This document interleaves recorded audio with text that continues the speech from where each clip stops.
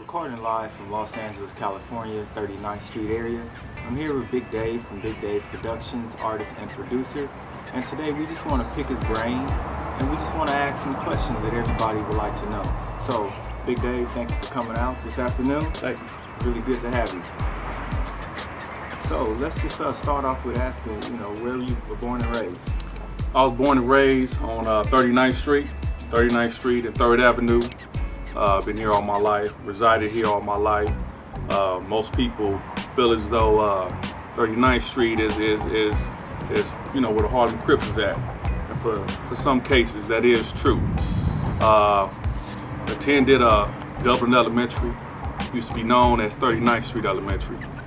Went to Audubon, Dorsey, Crenshaw, and been here pretty much all my life. Reside here on 39th Street.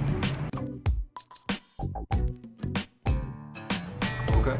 Well, considering that you reside on 39th Street and you said that this area's been subject to a lot of gang activity, have you ever been affiliated with any gangs? Yeah, I basically had no choice. I had no choice but to be affiliated with the 30s, with the Harlem Crips.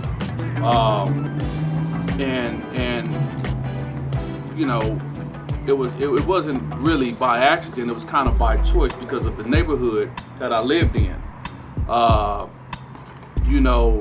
Being that my mind was just geared, where the Crips was, between Crenshaw, King, Exposition, and as far east as Western. That's as far as my mom allowed me to go at that time. You know what I'm saying? So I couldn't get off the porch. But pretty much that's where, I played with most of my homies in the sandbox in that general area. And gang banging was one thing, but then growing up, realizing why I was gang banging was something totally different. So that's actually a good question. Why were you gang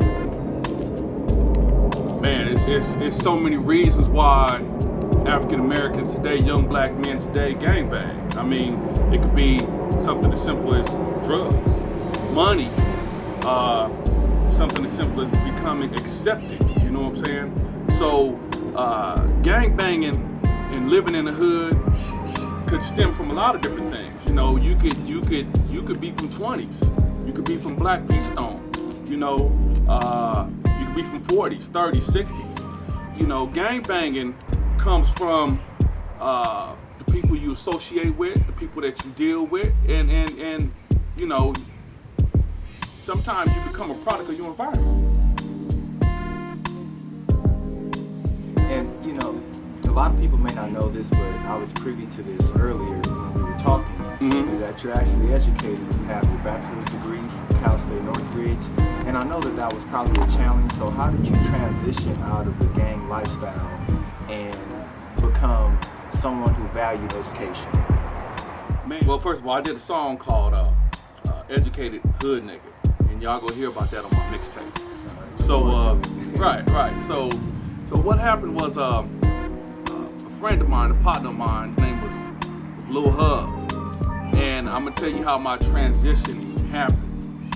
I must have been about 10 years old, and Lil Hub stayed on Middleton, and we used to, we was kids. We used to play Batman and Robin.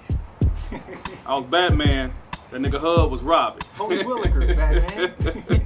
So, man, we was about 10 years old, man, and I used to sneak off 3rd Avenue and go on, we call it the M Block, which is Middleton, and I went to go play with my little homie. It was more kids east of Arlington than it was west of Arlington. So what I did was, I would go play with my little homeboy. We would go and kick it.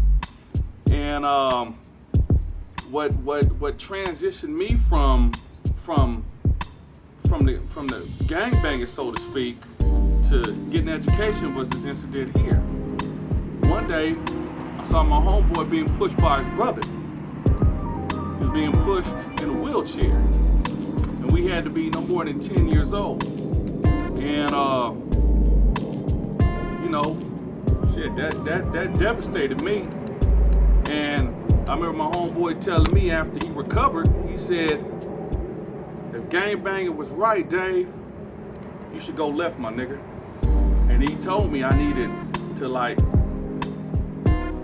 in so many words, not get an education, but nigga, this ain't it.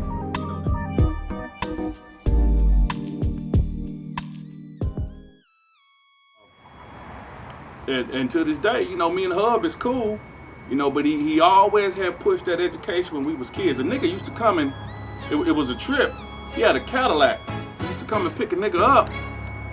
And we would go play football at Dinker Park against the 20. Against